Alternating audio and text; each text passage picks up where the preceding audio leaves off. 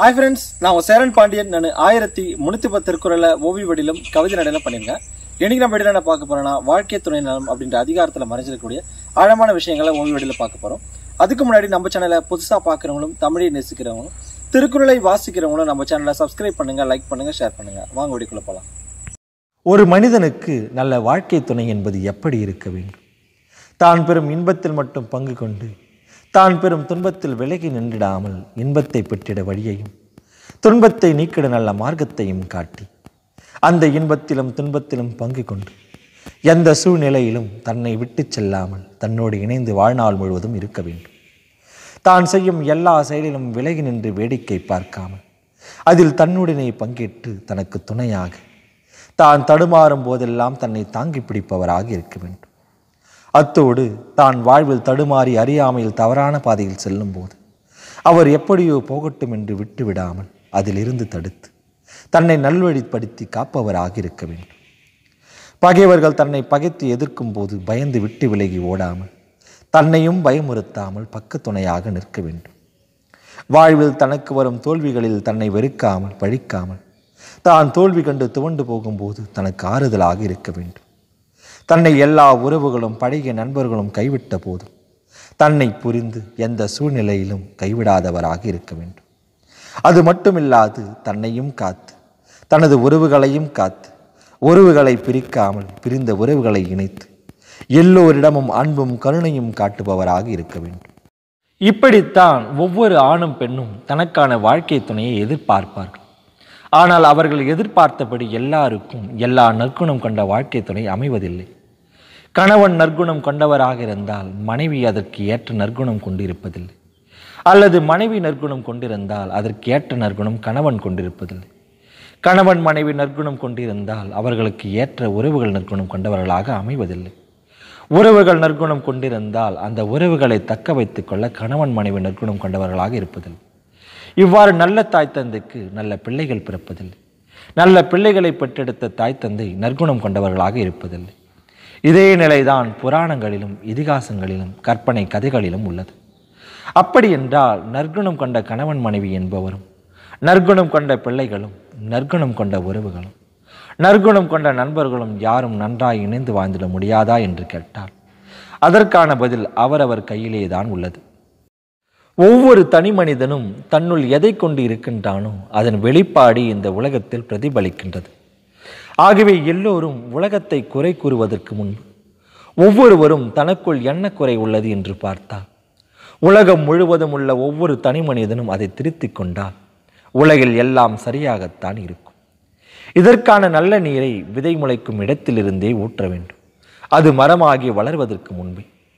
அதற்காகத்தான் திருவள்ளுவர் மக்கட்பேறு என்ற அதிகாரத்தில் ஒரு தாய் தந்தை தங்கள் பிள்ளைகளை எப்படி வளர்க்க வேண்டும், எப்படிப்பட்ட பிள்ளைகளை பெற்று வளர்த்தால் அந்த தாய் தந்தைக்கு சிறப்பு கிடைக்கும் என்று சொல்லியிருப்பார்.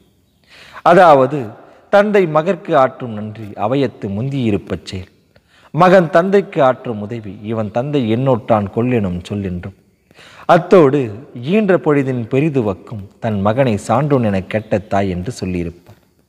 அதாவது, இதன் பொருளை சுருக்கமாக சொல்ல வேண்டும் என்றால், பெற்றோர்கள் பிள்ளைகளிடத்தில் நல்லதை விதைக்கின்றார்கள் என்றால் அதுவே முளைத்து மரமாகி நமக்கு நிழலாக இருந்து பசி தீர்த்திட கனி கொடுக்கும், அண்டி வந்தவரையும் வாழ வைக்கும்.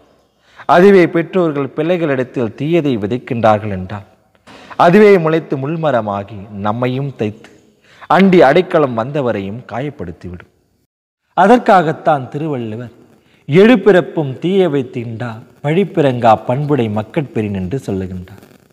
அதாவது, தீங்கையும் பழியையும் உண்டாக்காத மக்களை பெறுகின்ற தாய் தந்தைக்கு எழக்கூடிய எல்லா பிறவியிலும் துன்பங்கள் தொடராது. எனவே உலக மக்கள் என்பதே தாய் தந்தைகள் பெற்ற பிள்ளைகள் தான். அந்த பிள்ளைகள் நலமாக நல்லவர்களாக இணைந்து வாழ வேண்டும் என்றால் முதலில் இணைந்த தாயும் தந்தையுமான கணவன் மனைவி நல்லவர்களாக அமைந்திட வேண்டும். அந்த கணவன் மனைவி உறவு எப்படி இருக்க வேண்டும், எப்படி இருக்கக்கூடாது என்றுதான் இல்வாழ்க்கை என்ற அதிகாரத்தையும் வாழ்க்கை துணை நலம் என்ற அதிகாரத்தையும் அமைத்துள்ளார் திருவள்ளுவர்.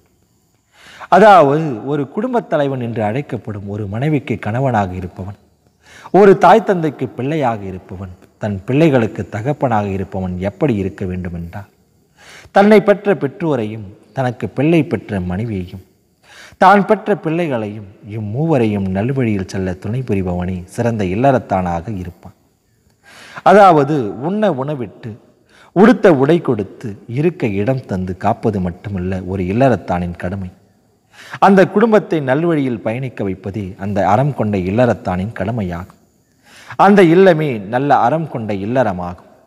ஆகவே ஒரு இல்லறத்தான் என்பவன் தன் முன்னோர்களையும் 5 பூதமான தெய்வங்களையும் தன்னை நாடி வரும் சகல உயிரினங்களையும் விருந்தினர்களையும் தன்னை சார்ந்த உறுப்புகளான உறவுகளையும் ஆகிய 5வரையும் காத்து துறவிகள் ஏழைகள் ஆதரவற்றவர்கள் ஆகிய மூவருக்கும் துணையாக இருக்க வேண்டும். இத்தனை பொறுப்புகளையும் கடமைகளையும் கொண்டவனே ஒரு இல்லறத்தானாவான். அவ்வாறு இல்லாது பெற்ற தாய் தந்தையை மதிக்காது அவர்களை விரட்டி அடித்து விட்டு கட்டிய மனைவியை சந்தேகப்பட்டு பெற்ற பிள்ளைகளை தெருவில் விட்டு மனைவியையும் பிள்ளைகளையும் சரியாக வழிநடத்தாமல் மது மாது என்று தீய பழக்கங்களை கொண்டவன் நல்ல இல்லறத்தானாக ஒருபோதும் இருக்க முடியாது. அத்தோடு பொன்னுக்கும் பொருளுக்கும் புகழுக்கும் ஆசைப்பட்டு கொள்ளைகளை செய்து பொய் சொல்லி பல ஊழல்களை புரிந்து செல்வத்தை தன் குடும்பத்திற்காக தான் மட்டுமே வாழ வேண்டும் என்று சேர்த்து வைத்து கொண்டு ஏழை எளியோருக்கு கொடுக்காமல் ஆதரவற்றவர்களை நினைக்காமல் அவர்களுக்கு உதவாமல் துறவிகளை மதிக்காமல் நம்பி வந்த விருந்தினரையும் நாடி வந்த உறவுகளையும் துரத்தி அடித்துவிட்டு முன்னோர்களை மறந்து மூத்தோர்களை துறந்து காக்கும் தெய்வமான பஞ்சபூதங்களை நாசம் செய்பவன் ஒருபோதும் நல்ல இல்லறத்தானாக இருக்க முடியாது. அத்தகைய குடும்பத்தையும் தீய குணத்தையும் கொண்டவன் நலமாகவும் வாழ முடியாது. இத்தகைய தீய குணம் கொண்டவனை நல்லவனாக்கும் சக்தி மனைவி என்ற வாழ்க்கை துணையிடமே உள்ளது. அல்லது நல்ல குணம் கண்டவனையும் தீயவனாக மாற்றும் ஆற்றல் மனைவி என்ற அந்த வாழ்க்கை துணையிடமே உள்ளது. எனவே ஒரு இல்லறத்தானுக்கு துணையாக இருக்கும் மனைவி நல்ல குணம் கொண்டவளாக அமைய வேண்டும். தீய வழியில் செல்லும் தன் கணவனையும் தடுத்து நல்ல வழியில் அறவழியில் பயணிக்க வைத்து அவனை இல்லறத்தானாக மாற்றும் வல்லமை நல்ல பிள்ளைகளை என்ற இல்லறத்தரசிடமே உள்ளது. அதற்காகத்தான் திருவள்ளுவர் மனைத்தக்க மாண்புடையால் ஆகித்தற்கொண்டால் வளத்தக்கால் வாழ்க்கை துணை என்றும் மனைமாட்சி இல்லால் கண் இல்லாயின் வாழ்க்கை இணைமாட்சிதாயின் இல்லை என்று சொல்லுகின்றார். அதாவது நல்ல மனைவி என்பவள் குடும்பத்திற்கேற்ற குணம் கொண்டவளாய் கணவனின் வருமானத்திற்கேற்ற வாழ்க்கை நடத்துபவளாய் இருக்க வேண்டும். அவ்வாறு இல்லாது தான் வாழும் குடும்பத்திற்கு ஏற்ற நல்ல குணங்களை மனைவியிடம் இல்லை என்றால் அந்த குடும்பம் உலகில் உயர்ந்த செல்வத்தை அடைந்தாலும் அது உண்மையான சிறப்பை கொடுக்காது. எனவே மனைவி நற்பண்புடையவளாக இருந்தால் அந்த குடும்பத்தில் இல்லை என்று சொல்வதற்கு இல்லை. அதுவே தீய பண்புடையவளாக இருந்தால் அந்த குடும்பத்தில் எல்லாம் இருந்தும் எதுவும் இல்லை என்றுதான் அர்த்தம். அதைத்தான் திருவள்ளுவர் இல்லதன் இல்லவள் மாண்பானால் உள்ளதன் இல்லவள் மானக்கடை என்று சொல்லுகின்றார். எனவே ஒரு இல்லறம் எல்லாம் உடையதாக கருதப்படுவதற்கும் எதுவும் இல்லை என்று கருதப்படுவதற்கும் அந்த குடும்பத்தின் இல்லத்தரசியே காரணமாகின்றார். ஆகவே ஒரு குடும்பத்திற்கு மங்களம் என்றாலே அது நல்ல மனைவி, அந்த குடும்பத்திற்கு நல்ல அணிகலன் என்றாலே நல்ல குழந்தைகள், இதுவே அந்த குடும்பத்திற்கு சிறப்பாகும். அதைத்தான் திருவள்ளுவர் மங்களம் என்ப மனைமாட்சி மற்ற அது நன்கலம் நன் மக்கட்பேறு என்று சொல்லுகின்றார். ஆகவே என்னதான் குடும்பத் தலைவன் சிறந்தவனாக இருந்தாலும் அவனை சிரம் தாழ்த்தாமல் நிமிர்ந்து நடக்க வேண்டும் என்றால் அவன் வாழ்க்கை துணை சரியாக இருக்க வேண்டும். மனைவி புறம் பேசுபவளாக இல்லாமல் பேராசை கொண்டவளாக இல்லாமல் கணவனிடம் எல்லாவற்றையும் மறைத்து வாழ்பவளாக இல்லாமல் கணவனை மதிக்காது சண்டையும் குழப்பமும் கொண்டவளாக இல்லாமல் தன் உறவுகளையும் கணவனின் உறவுகளையும் புறம் தள்ளாமல் மூத்தோர்களை மதித்து குழந்தைகளையும் நல்ல முறையில் வளர்த்து கணவனின் வருமானத்திற்கு ஏற்றவாறு செலவு செய்து கட்டிய கணவனை தெய்வமாக போற்றி வாழும் பின் தெய்வலோகத்திலும் சிறப்பு பெறுவார். அதைத்தான் திருவள்ளுவர் பெற்றார் பெரின் பெறுவார் பெண்டிர் பெரும் சிறப்பு புத்திலிர் வாழும் உலகு என்று சொல்லுகின்றார். மேலும் இதை குறித்து விரிவான விளக்கத்தை அடுத்த பகுதியில் பார்ப்போம்.